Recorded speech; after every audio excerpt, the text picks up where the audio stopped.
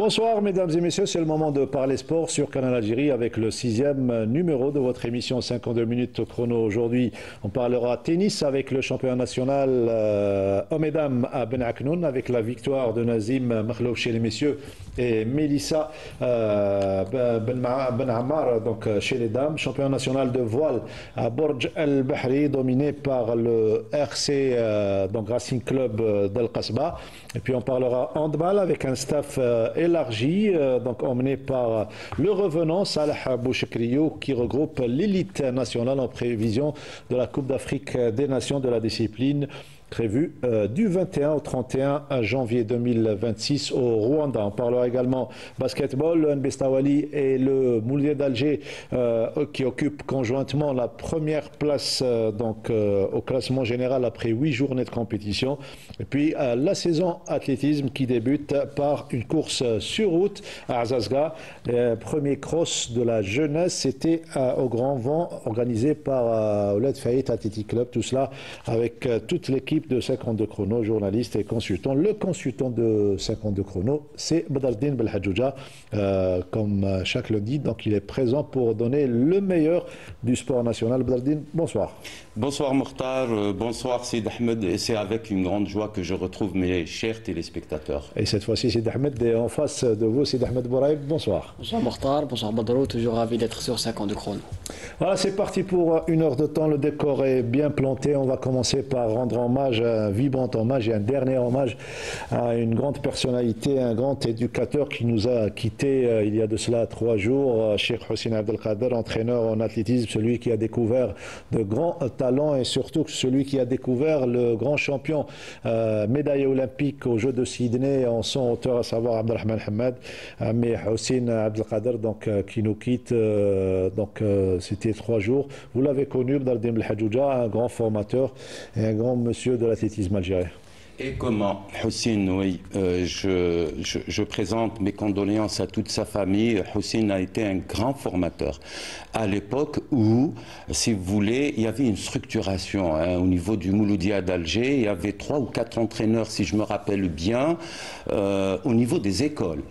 Donc c'était le défunt Mohamed Joued qui avait mis en place un organigramme et une stratification des entraîneurs. Il y avait des entraîneurs pour l'élite au Mouloudia, mais il y avait ces entraîneurs qui dénichaient les talents sportifs et Hossein était parmi ces éducateurs qui n'ont ménagé aucun effort pour dénicher pas uniquement Hamed, mais plusieurs athlètes ont été découverts à travers le regretté Hossein Mohamed. Donc, encore une fois, toutes mes condoléances. Voilà, Hossein Abdelkader qui est également l'oncle de l'entraîneur, de l'ex-entraîneur de Bayara Houli, Hossein Mohamed. Voilà, inna lillah wa inna ilayhi raji'un. Nos sincères condoléances à sa famille, à ses enfants surtout qui sont de collègues qui sont des entraîneurs également. Allah le gardera dans nos têtes et dans nos cœurs. On commence donc le tour d'horizon de l'actualité nationale par du tennis et le championnat national après 2 tournois donc organisés à Ben Aknoun, donc 2 tournois ITF junior, 2 tournois de suite. Cette fois-ci, place au championnat national. Votre avis sur cet enchaînement de compétitions pour le tennis, 2 compétitions internationales et une nationale? Ça ne peut qu'être bénéfique, on l'avait dit à plusieurs reprises. Vous savez, la compétition dans ce genre de discipline manque beaucoup aux athlètes. D'ailleurs, il y a eu un cri de détresse de la jeune qu'on avait, je me rappelle bien, on avait reçu ici. Elle manquait de compétition. Donc, la multiplication de ces compétitions ne peut qu'être bénéfique parce que ces jeunes apprennent à travers la compétition. C'est le meilleur entraînement, c'est ce qu'on dit, surtout dans une discipline très technique et puis même physique. Ça regroupe la condition physique et la technique aussi. Donc la multiplication des compétitions ne peut qu'être bénéfique pour ces jeunes. Voilà donc le tennis, championnat national à Ben Aknoun. La couverture était de Malika Chérifi, notre collègue de la chaîne TV4 en langue amazigh. Et le commentaire est de celui de Sarah Derbel. Sur les cours de Ben Aknoun, le tennis algérien a offert un week-end digne des grands rendez-vous. Le championnat d'Algérie senior qui a été marqué par des finales qui ont tenu toutes leurs promesses.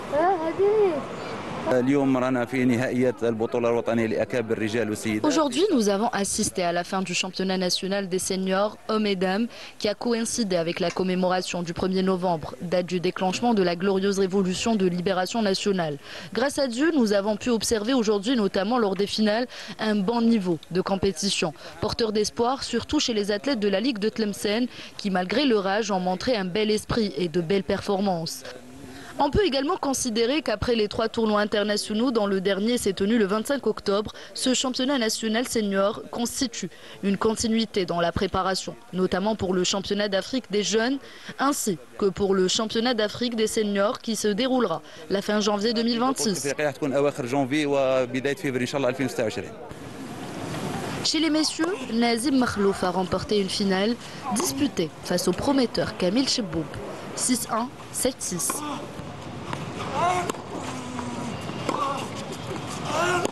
C'était un match pas facile, très bien le match, ربحت 6-1. Après le deuxième, je me suis un peu plus crispé ou après.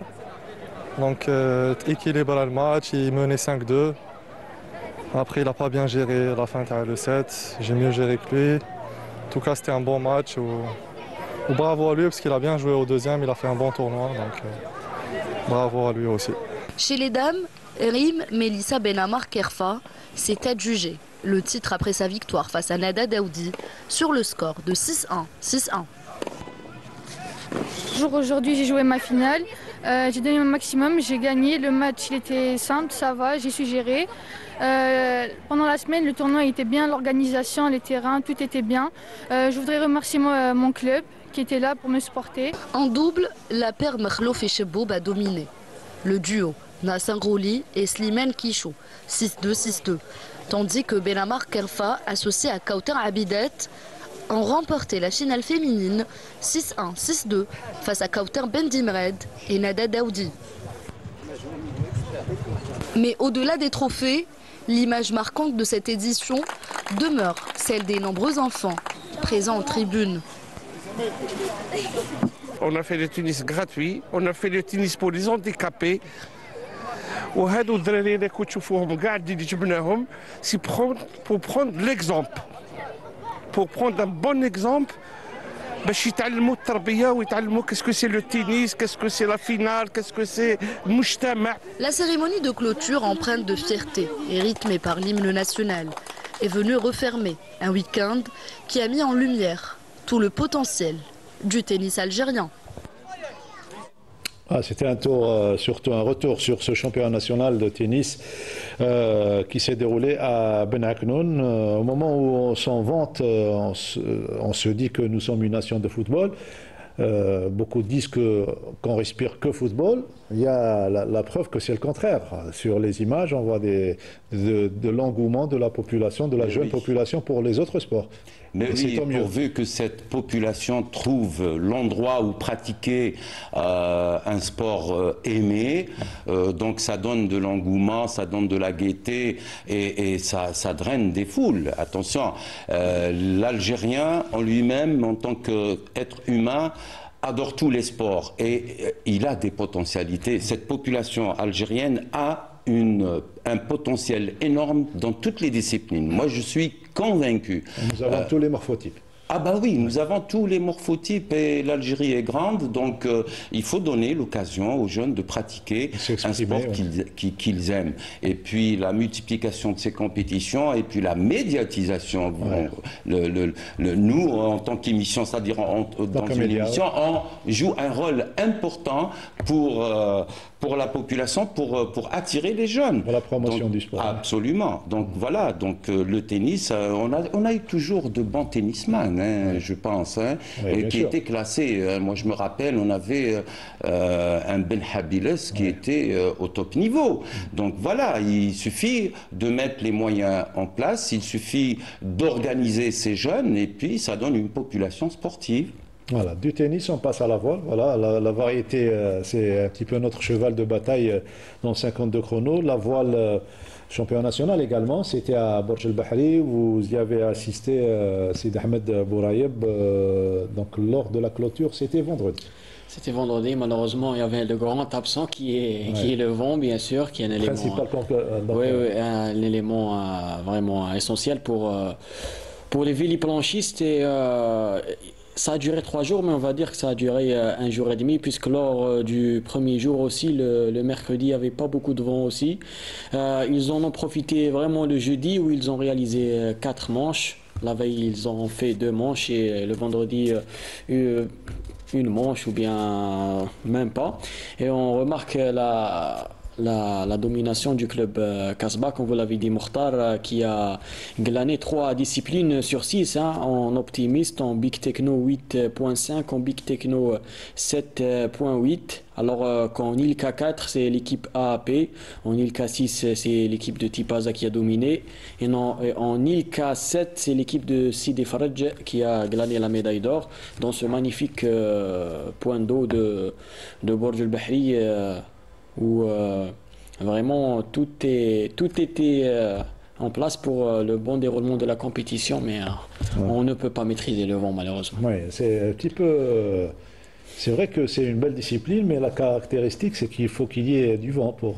Oui, il y a ça, c'est une exigence naturelle pour pratiquer cette discipline. Moi, je dirais, écoutez, comparativement à 1600 km de côte, cette discipline doit encore se développer, doit drainer des jeunes pour pouvoir aller de l'avant, pour que les jeunes s'épanouissent pleinement. 1600 km de côte, vous savez, il y a des pays qui sont très développés dans cette discipline, mais qui n'ont que peut-être le tiers ou le quart ou le 6e de nos côtes. Donc voilà, il faudrait faire l'effort qu'il faut au niveau des fédérations, de la fédération, mais aussi au niveau des clubs. Ouais. Ça reste aussi un problème de moyens, puisque le matériel aussi, il est très cher. Il est coûteux, effectivement. Voilà, vous avez certainement rencontré des gens optimistes, puisque vous venez de citer une des spécialités, l'optimiste. Optimiste est amoureux de cette discipline. Oui, tout à fait. C'est comme a dit Badrou, les Algériens sont amoureux un petit peu de tous les sports, mais quand même, le cœur, il penche pour un sport en particulier. Ouais. Et pour les véliplanchistes, c'est très spécial, puisque lorsqu'ils prennent leur bateau pour aller au large, ils sont dans leur propre bulle, on va dire. Ils passent des heures au large sans manger, sans boire, et ça ne les dérange pas. Au contraire, ça les renforce mentalement, on va dire. Oui, c'est un plaisir, oui. Ouais, côté mental, est un aventurier. L'Algérien, il a non seulement le potentiel physique, mais il s'aventure sur le plan mental. Il suffit, comme je l'avais dit tantôt, il suffit de mettre les moyens. C'est vrai que c'est un sport qui demande beaucoup de moyens, et c'est coûteux pour avoir son voilier, etc. C'est pas évident. C'est pas tous les clubs qui peuvent se permettre. Maintenant, est-ce qu'il faudrait investir sur ce sport ou non? Moi, je dirais oui. Oui, pourquoi? Parce que déjà, le côté, si vous voulez, naturel, il y est. 1600 km, écoutez, comment voulez-vous qu'on ne pratique pas cette discipline et qu'on la fasse découvrir à notre jeune population? C'est un sport qui paraît aussi difficile, puisqu'on ne comprend pas trop ce qu'ils font là-bas au large, mais lorsqu'on connaît les règles, eh bien, on prend du plaisir à voir tout ça. C'est ça. Et pour la petite anecdote, j'avais couvert la participation algérienne aux Jeux de Rio 2016. J'étais parti très tôt le matin pour suivre un petit peu notre représentant Hamza Bourras, et je me retrouve à passer 6 ou 7 heures sur place. J'ai pris plaisir et j'ai appris beaucoup de choses pour un petit peu mettre de l'eau à votre moulin. Sid Ahmed Bourayeb, alors comment les organisateurs ont procédé pour classer un petit peu les meilleurs de ce championnat national et déclarer qui est champion? Alors c'est une compétition sur 3 jours. Oui. Eh bien c'est comme en cyclisme, on va dire, on calcule les temps des 3 jours, et lorsqu'il n'y a pas compétition, eh bien il n'y a pas de résultat ce jour-là, et on garde les résultats de la veille. Et c'est ce qui a été fait. On écoute les principaux vainqueurs, principaux intervenants. Ils étaient à votre micro. C'était vendredi après la fin de la compétition. Le premier jour, on a fait 2 courses par manque de conditions, manque de vent. Le deuxième jour, on a fait 4 courses. Et pour le troisième jour et le dernier jour, on est en train d'attendre les conditions. pour continuer la compétition. Pour le niveau est assez bien pour les athlètes, où on va sélectionner les meilleurs athlètes qui vont représenter l'Algérie dans les prochaines compétitions. La compétition كانت مليحة، كانوا 2 جور الأولين ما كان الريح، و تروازيام جور فيه الريح شوية. خدمنا ما عليناش كيما درك انا راني تروازيام جينيرال، واليوم احنا نستناو في الريح مش حاجه ان شاء الله مليحه. باش كي يكون ما كاش الريح نبداو نرخو لافوال، ابخي ندخلو نبومبيو كومبيتيسيون مليحه. عدينا 2 جور الاولين كاين الريح، و 3 جور ناقص رانا نستناو فيه. كانت صعبة شوية باش طلعت لا بريمير بلاس، عانيت، كنت مع الأول طروازيام بلاس، ومن بعد هاتيك البارح خدمت مليح دوك راني بريمير بلاس. كيما يكونش الريح الفو ما تزغطش بزاف وتقعد كالم ولا باسيونس بزاف. Pour la 3e journée, on a eu des difficultés ce matin du moment l'absence totale du vent, qui implique directement sur le niveau.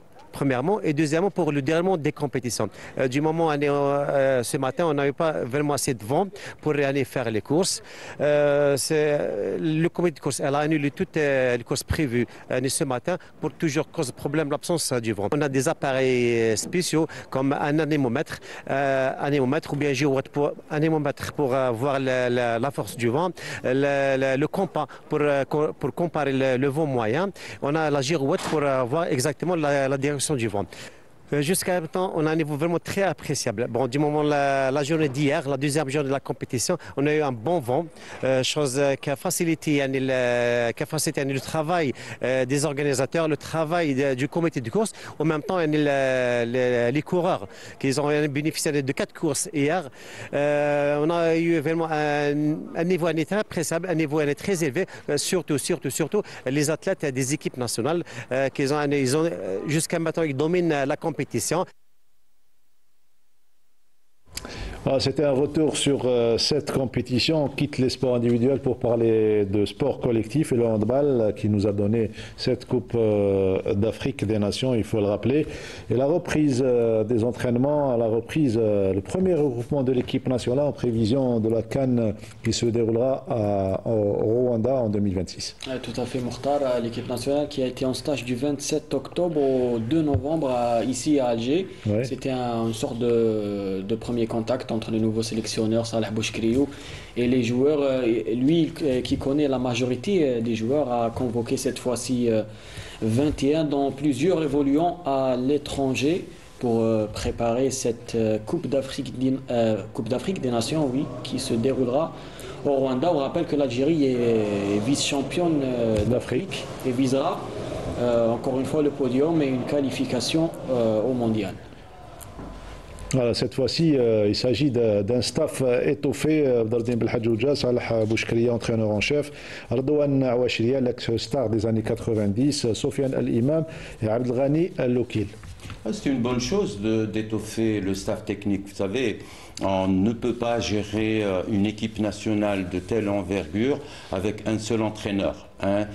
Donc étoffé à 3 ou 4 et même plus après pour certaines spécificités, par exemple l'entraîneur des gardiens de but, c'est une bonne chose.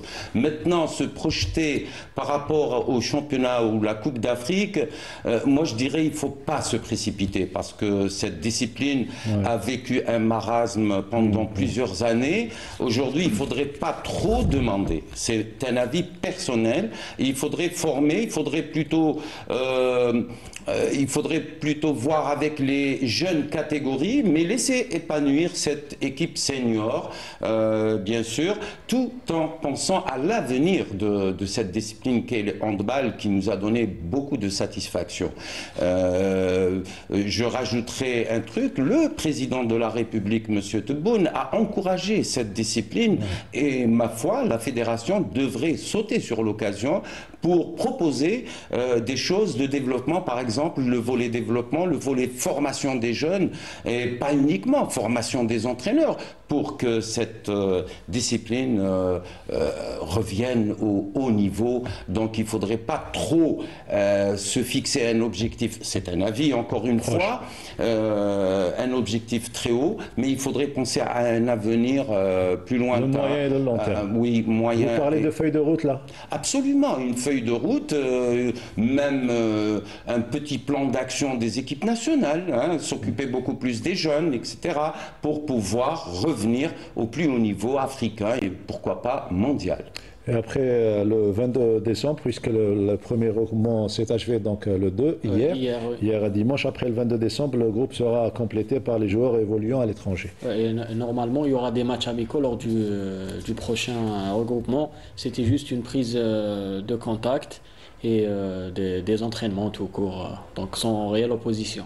Donc on va compter essentiellement sur les joueurs qui sont compétitifs, que ce soit à l'étranger ou bien ceux qui ont démarré le championnat, puisqu'on a joué déjà quelques jours. Bah oui, quand on a une échéance aussi proche, il faudrait compter sur tout le monde, sur les joueurs qui sont en forme, sur les joueurs qui jouent régulièrement dans des championnats. Moi je dirais que notre championnat reste encore faible. Quand on voit les résultats, il y a un écart énorme, ça reste toujours un écart énorme, que ce soit pour les filles ou pour les garçons. J'avais vu un écart peut-être de plus de 30 points chez les filles et aussi chez certaines équipes garçons. Elbière face à Ouargla, c'est contre 3-7. C'est contre 3-7. Écoutez, je me pose des questions. Donc voilà le travail auquel doit se pencher la fédération, un système de compétition, etc. Mais aussi les techniciens ou le collège technique doit jouer son rôle avec un petit plan un plan d'action à court et à long terme. Voilà, court, moyen et long terme. Il faut rappeler également qu'il y a eu la séparation à l'amiable entre l'ex-entraîneur national Deli et la fédération algérienne. Oui, donc la nouvelle fédération qui a installé le nouveau sélectionneur, ancien sélectionneur Bouchkilio qui connaît très bien donc la maison et les joueurs. Les joueurs. Deli a fait du bon travail. Il a quand même réussi à décrocher le titre un titre honorifique de vice-champion d'Afrique après plusieurs années d'absence en finale d'un championnat d'Afrique. Eh bien, maintenant, il faut tourner la page et voir de l'avenir, Mortal. Voilà, l'avenir, c'est tout proche avec ce championnat d'Afrique, Coupe d'Afrique des Nations du 21 au 31 janvier 2026. Ça sera au Rwanda. Voilà pour... on va écouter les déclarations de l'entraîneur et des joueurs. C'était au micro de Tawfiq Darbal, notre collègue de la chaîne nationale.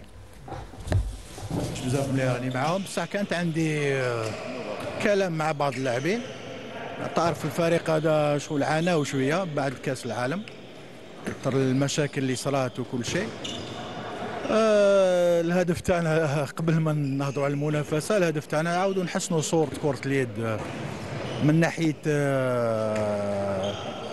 لا بريزون شارج تاع اللاعبين هذوما. لازم اللاعب كي يجي المنتخب يحس روحه لاعب منتخب تاع الصح.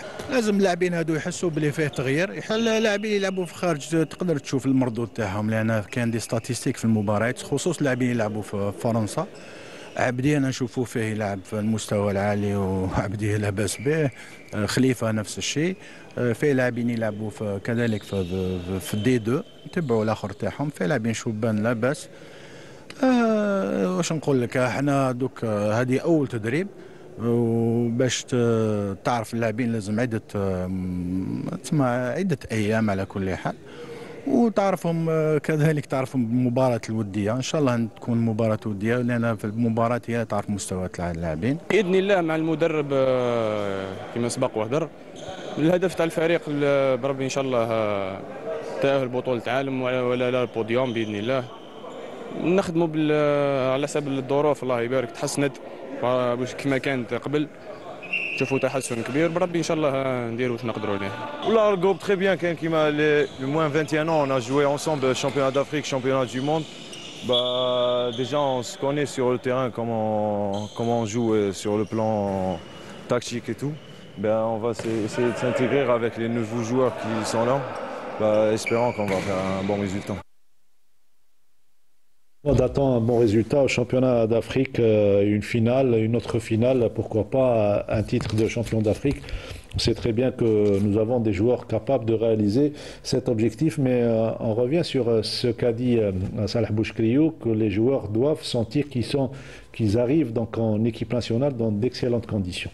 Ah ben oui, qui se sentent... Il faut les mettre dans d'excellentes conditions. Absolument. Et puis quand les entoure, là, je crois qu'ils, d'une manière indirecte, ils viennent de lancer un appel aux dirigeants du handball algérien. Hein. Ça veut dire que c'est... Parce que c'est pas lui qui va soutenir les athlètes uniquement. C'est un technicien, oui. Lui, il a un programme technique, il a le côté technique, mais les joueurs, quand ils viennent, surtout quand vous appelez des joueurs qui jouent dans des championnats étrangers, il faudrait qu'ils se sentent entourés, qu'ils se sentent soutenus à fond, avec les moyens qu'il faut.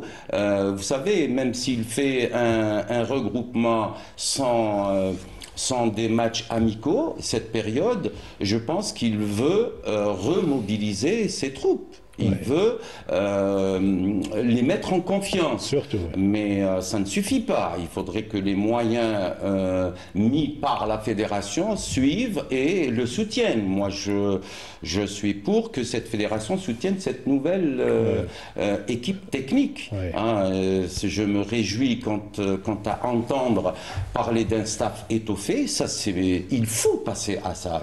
Mais ça ne suffit pas. Il faudrait mettre les moyens qu'il faut. Sans s'y attendre trop. Cette fédération, encore une fois, cette fédération a trop eu de problèmes et d'aléas pendant plusieurs années auparavant. Aujourd'hui, il faut aller doucement. Il ne faudrait pas se dire s'il y a un mauvais résultat. Non, il faudrait qu'il y ait en même temps, en parallèle, une feuille de route claire, explicite. Voilà où on va. Voici les étapes qu'on doit acquérir et faire des bilans, si vous voulez, périodiques pour aller de l'avant et puis reprendre dans 2-3 ans, pourquoi pas. Hein. Il faut aller jusqu'à même un cycle olympique de 4 ans pour pouvoir revenir au top niveau. Les Égyptiens, à une certaine époque, ils étaient derrière nous dans les années 80, mais ils ont travaillé d'arrache-pied et ils ont été patients. Et ils ont eu une feuille de route de longue haleine. Hein. C'est après une décennie qu'ils sont revenus au top niveau. Donc, c'est ce qu'il faut faire. Il n'y a pas de secret. Une manière de faciliter surtout la tâche aux techniciens. Pour qu'ils s'occupent uniquement du technique. Écoutez, le côté administratif et de gestion financière, administratif, etc., les bilans moraux, si vous voulez, ne viennent qu'en soutien aux techniques. Parce que l'essentiel dans le sport, dans la pratique, c'est ceux qui jouent d'abord. Ce sont les joueurs. Tous les services qui existent aujourd'hui. L'administration sportive a progressé pendant des années. Pourquoi les services se sont épanouis? Ils se sont épanouis pour apporter des solutions aux joueurs pour qu'ils progressent, pour qu'ils se développent, pour qu'ils s'épanouissent pleinement. Voilà, vous avez l'habitude de couvrir les matchs de handball et de commenter également en direct les matchs de handball.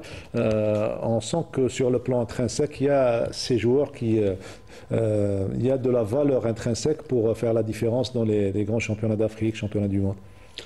Tout à fait, Mokhtar, mais comme a dit Badrou, il faut une feuille de route et vraiment voir à long terme, puisque l'Algérie est entrée dans on va dire un cercle, faire podium au championnat d'Afrique, participer au championnat du monde, faire podium au championnat d'Afrique, etc. C'est une habitude, oui. C'est devenu une habitude et...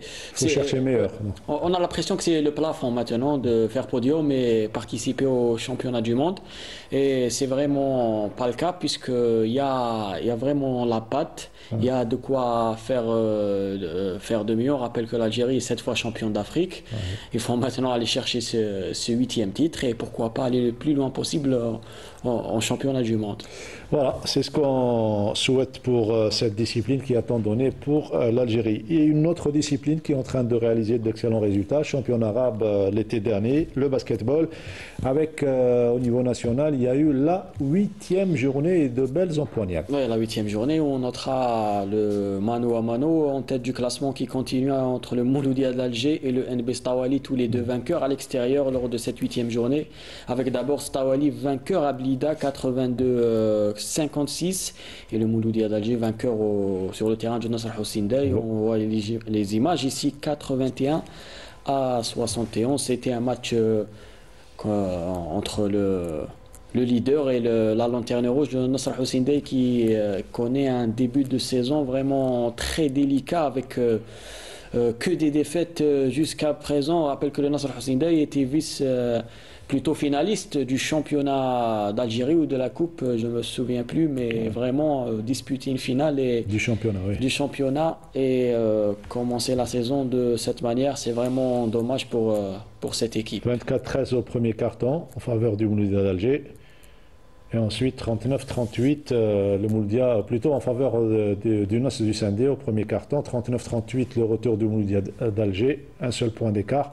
Et là, elle fait la différence, l'équipe du Mouloudia d'Alger, lors du 3e et 4e quart-temps. On voit les belles images avec la tour de contrôle de cette équipe mouloudéenne.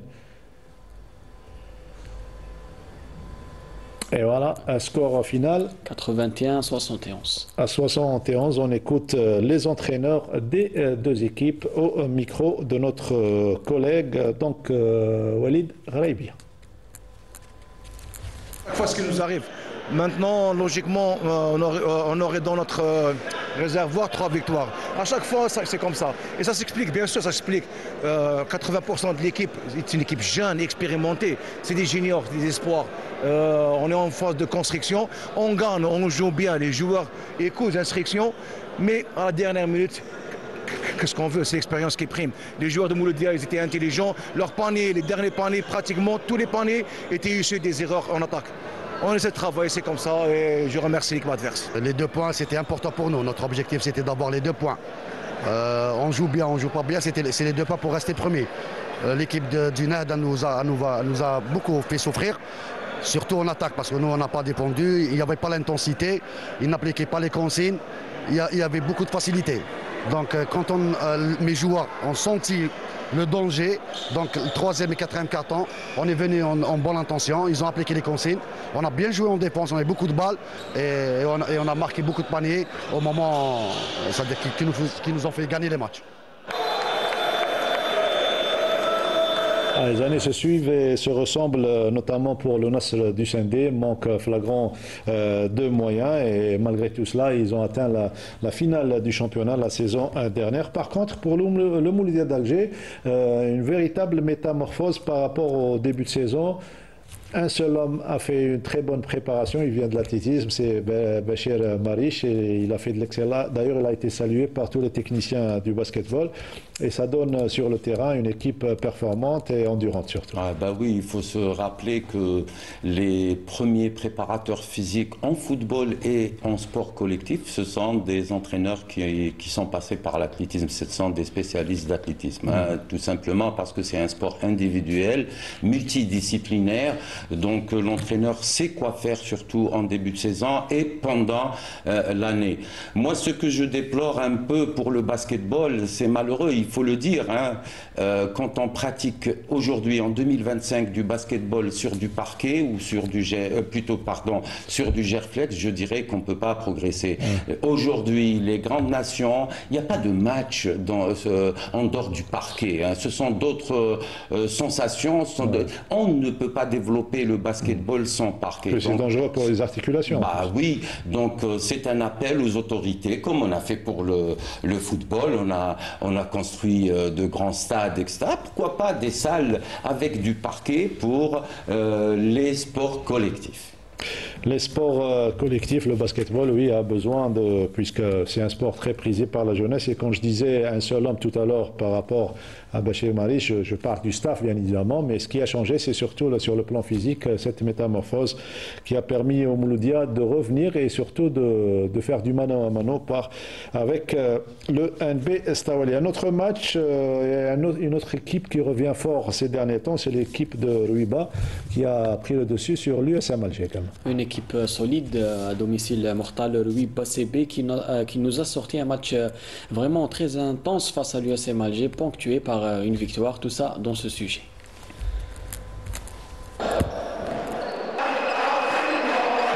Un match important pour les deux équipes qui avaient pour objectif de gagner afin d'améliorer leur place au classement général. La partie est équilibrée, les deux clubs se rendent coup pour coup. Mais c'est les camarades de Benzaïm qui remportent le premier carton par 26-15.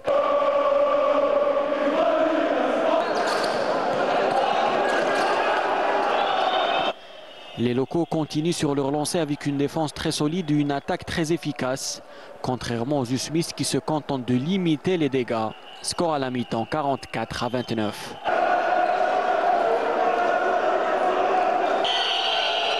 En deuxième période et malgré l'euphorie, les Ruibi passent tout de même par un moment à vide. Les Usmis dos au mur enchaînent les points et réduisent l'écart considérablement. 2 points seulement séparent les deux équipes à la fin du troisième carton. Le quatrième carton est très disputé, mais Ruiba reprend l'avantage et gère la fin du match à sa guise. Score final 68-58.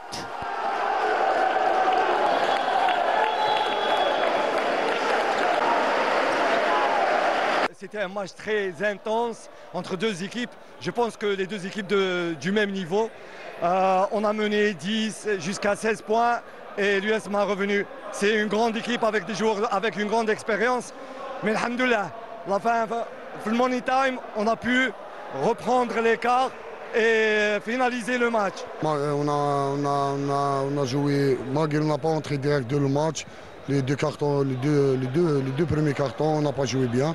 On a réagi au troisième et quatrième carton jusqu'à on a arrivé à égalité. Il y a 3 fautes d'arbitrage qui n'ont pas sifflé pour notre équipe. L'équipe de Ruiba a profité. Malgré ça, j'ai félicité mes joueurs pour le rendement de Tahom. Inch'Allah, on va travailler, on va corriger les erreurs تاعنا. هذا الفوز حنا كنا لازم نربحوا باش نعاودوا نطلعوا في السلم شويه ترتيب ونعاودوا نلحقوا نكونوا مع الفرق المتقدمه في الترتيب باش نضمنوا شويه كما يقولوا نضمنوا بلاصه في بلاي اوف على البكري ان شاء الله. احنا الحمد لله الفريق تاعنا مازال يتشكل ومازال يمتخير ان شاء الله في المناسبات القادمه ان شاء الله. نقولوا دزنا باساج فيت بيريود ما كناش ملاح. فريق اتحاد العاصمه دخلوا في الدوزيام ميطون كانوا شغل اكثر منا موتيفي وكانوا حابين يولوا في المباراه. مي الحمد لله احنا كما يقولوا كنا قدرنا نجيريو لي طون فابل تاعنا وعاودنا ولينا في المباراه والحمد لله الفوز هذايا تاع اليوم. Un joli dunk pour terminer ce sujet, donc choisi par notre ami Sid Ahmed Bouraïb. Le retour plutôt Zaki Garmat, le meneur du Nasr Sindé qui quitte le Naht pour faire les beaux jours de Ruiba Basketball. Ruiba est une ville qui respire basketball. Ouais, tout à fait, avec une belle salle et un public toujours présent dans les tribunes pour supporter cette équipe. Et comme a dit Zaki Garmat, il faut enchaîner les points pour assurer le plus tôt possible, pourquoi pas, sa place en play-off. Voilà, et surtout rester à l'abri de toute mauvaise surprise. Les autres résultats avec vous de cette 8e journée, c'est Ahmed. Et comme on a vu, CRB d'Albeda 66, Tradraria 55, USC Tif 67, MC Ouled Chibel 72, USM Blida 56, NB Stawali 82, CRB Nissaf 63, CS Lemsen 66, CSC Djisr Qassantina 83, Ouilad Boufarik 95, Nasr Hussein Day 71, Mouloudia d'Alger 81, Ruiba Club Basket 68, USM Alger 58. Au classement général, ça donne NB Stawali et Mouloudia d'Alger en tête avec 15 points, alors que le Nasr Hussein Day ferme la marche avec 8 points seulement. Voilà pour le résultat de cette 8e journée. On ne pouvait pas passer à côté de ce résultat, excellent résultat du Nasiriyah Club de Béjaïa, Dames, qui termine 3e de la compétition championnat arabe des clubs féminins de volleyball, en battant plutôt qui s'est incliné en match du dernier match du championnat face à l'équipe de Carthage, 3-7-0, une belle 3e place. Donc derrière l'Espérance de Tunis et l'équipe de Carthage. Oui. Les commentaires pour les volleyeuses, de Béjaïa. C'est magnifique, elles sont sur le podium. Béjaïa n'a jamais déçu. Hein. Oui. Elles auraient pu avoir la 2e place, hein, d'après des déclarations que j'ai entendues de leur entraîneur, si ce n'est, je crois, la défaite du 2e match. Oui. Mais sinon, Béjaïa n'a jamais déçu, surtout en volleyball. Hein. Elle domine le national.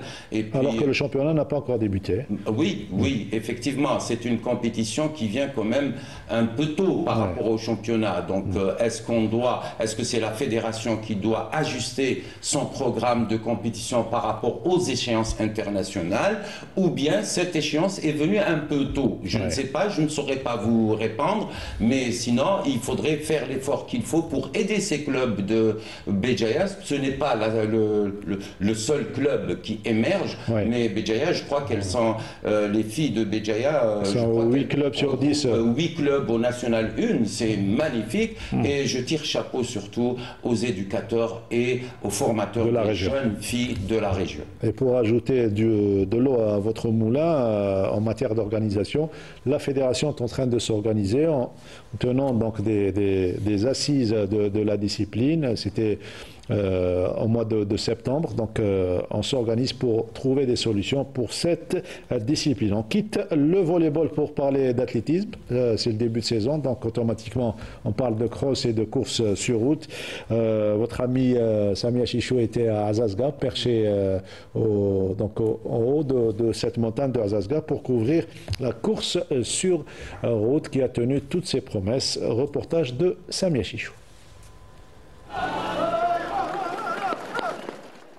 Ils étaient plus de 750 coureurs à prendre le départ de la 4e édition du Cross d'Azazga.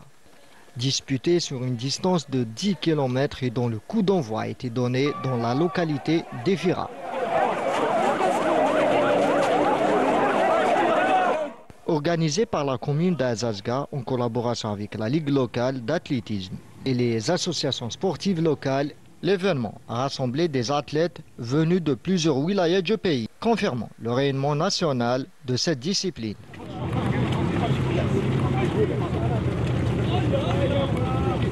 Ce qui m'a rendu plus heureux, c'est justement la présence humaine. Femmes, vieux, vieilles, et ils sont là, ils sont en train d'applaudir tous les participants, vainqueurs et même tous les athlètes.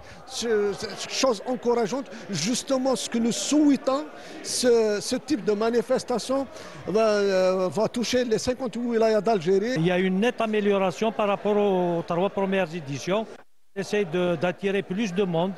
L'objectif essentiel pour nous, c'est d'abord la formation et en même temps une distraction pour les gens de la etc. et un tourisme sportif pour les autres wilayas qui viennent pour connaître Azazga et connaître la wilaya de Tizi Ouzou. Dans une ambiance chaleureuse et conviviale, les participants jeunes, seniors, femmes et hommes ont sillonné les routes d'Azazga. Chez les femmes, Benderbel Malika de la protection civile et Bourazi Halima du club MC Alger se sont adjugés les 2 premières places. Chez les hommes, ce sont Berk Yassine de Tilsimsilt et Merhoul Bilal de Sidi Belabès qui se sont illustrés lors de cette manifestation. Alhamdulillah, هذا كما نقولوا شرف لي أني شاركت في هذا السباق. C'est un honneur pour moi de pouvoir participer à cette course. Le parcours était difficile, mais alhamdoulilah, j'ai décroché la première place. نقسم الجهد تاعي في المسار هذا والحمد لله بفضل المجهودات تاعي بفضل الله اولا ثم بفضل المدرب تاعي ماهور بشار رشيد تحصلت على المرتبه الاولى. السباق كان في المستوى، نشكر مدينه تيزي وزو على حسن الضيافه. La course était à la hauteur. Je remercie tous les organisateurs et surtout la ville de Tizi Ouzou pour son accueil chaleureux. ونشكركم انتم اللي راكم كرجال الخفاء اللي راكم واقفين على السباقات هذو. Une course pleine d'émotions dans une région arrosée par le sang des hommes et des femmes pour que vive l'Algérie. Rappelé dans cette région haute de la Kabylie, c'était à Tizi Ouzou plus exactement. À Azazga, et ça vous a certainement fait plaisir de revoir un vieux routier. Ah oui, oui, oui. Monsieur Bahous, oui, qui a formé pas mal d'athlètes, notamment Moussaoui, notamment même le président actuel. C'était son athlète. Farid Boukaïs s'est entraîné chez lui. C'est avec grand plaisir que je le revois et ça fait plaisir qu'il est toujours actif. Ça, c'est magnifique. Je voudrais revenir sur ces courses pédestres. Vous savez, c'est peut-être la seule discipline qui regroupe plusieurs âges, qu'on exerce avec grand plaisir parce qu'on découvre des régions. Et ça fait un peu la gaieté, ça fait un peu une ambiance et puis ça court peut-être à partir de 12 ans jusqu'à 80 ans. Et c'est magnifique. L'Algérie est belle et c'est à travers ce genre de manifestations qu'on montre nos régions aux autres populations. Et c'est un sport qui ne demande pas beaucoup d'efforts et beaucoup d'entraînement pour aller faire une petite course pédestre. Donc c'est magnifique avec un beau temps qu'on a vu, de belles images aussi et qui nous rappelle aussi la région des Moudjahidines et des Chouhada. Ça fait énormément chaud au cœur. On reste dans l'émotionnel et surtout dans la beauté des paysages. On va au Grand Vent, donc au parc Grand Vent pour assister, c'est plutôt notre ami Ramzi Mhamdi qui a assisté et qui a couvert le premier cross de la jeunesse organisé par Olympique, donc Ouled Faït Athletic Club. C'était samedi très tôt le matin et nous aurons le plaisir de terminer sur une très très belle image nourrie d'émotions. Reportage. Sous l'égide de la direction de la jeunesse, des sports et des loisirs de la wilaya d'Alger et la Fédération algérienne d'athlétisme a eu lieu le premier cross d'ouverture au niveau de la promenade Parc Dounia à Ouled Faït.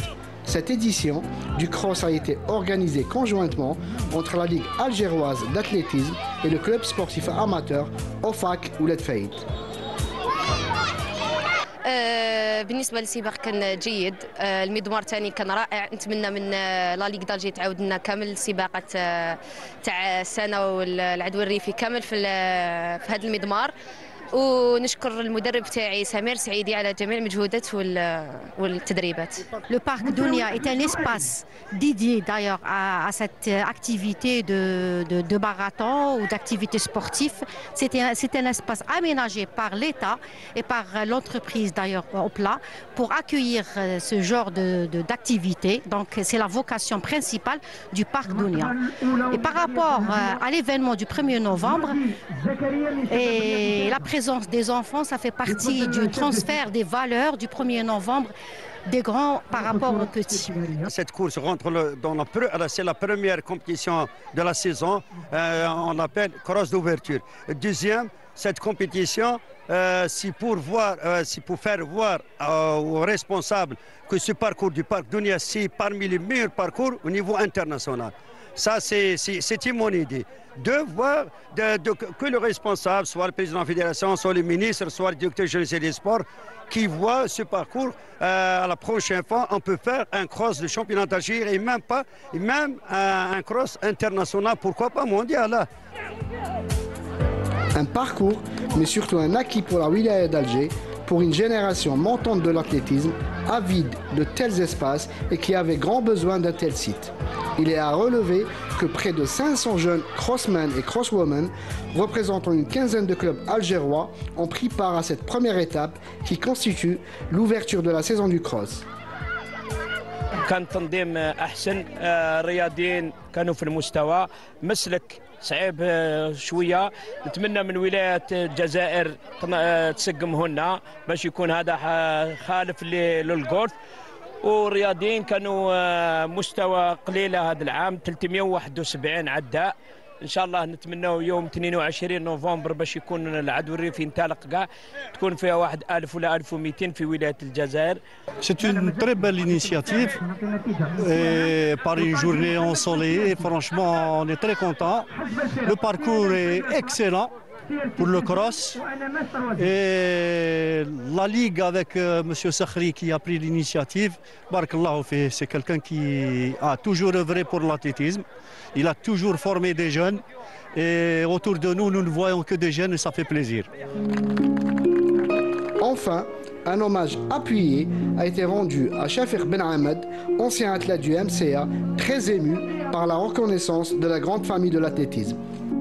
الانسياتيف هذه اللي دارها الصخري سيد علي يعطيه الصحة مليحة.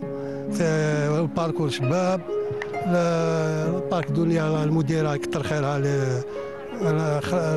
خلات لهم الانسياتيف باش على التيران. والكورس هذه كاع جازت مليحة ونتمنى ان شاء الله يكونوا دوطخ كورس بارابور التكريم هذا صافي. انا شفت روحي كاع من سيم كتر خير سيد علي ولو كلوب تاع ولاد فايت اللي تفكروني وكرموني ويعطيهم الصحة وان شاء الله يزيدوا يتفكروا دوط الاتليت ويتكرموهم.